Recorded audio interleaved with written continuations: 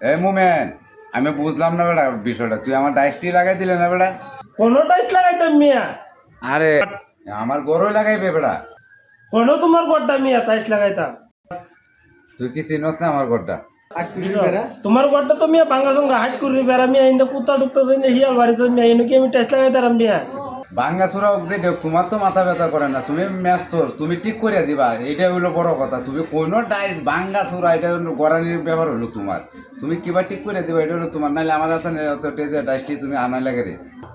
তুমি কি মিয়া পয়সা মারে ভাঙ্গা করো টাইস লাগাইবা, তাহলে তো আমি টাইসটা আনালাম না। আমি কিছু মনে তুমি একটা বিল্ডিং বান্ধ আছে, বিল্ডিংও নিয়ে টাইসটি লাগাইবা মিয়া, আইতলামি করো মিয়া।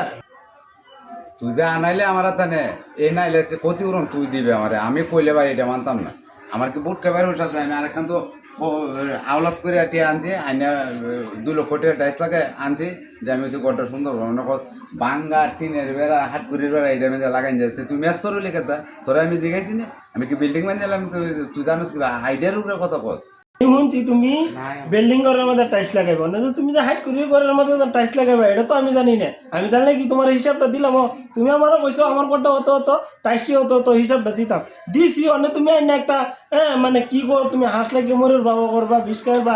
আমি বাইলে তোমার ঘর আনছি, ঘর বান্ধাইছি, এটা মিয়া কোনো কথা হইলো মিয়া? যুক্তি সম্মত কথা। তুমি আনো মানুষ, আনো ধরবার ডাকো মিয়া, তুমি হাইট করি ঘরের মধ্যে তুমি লাগাইবা?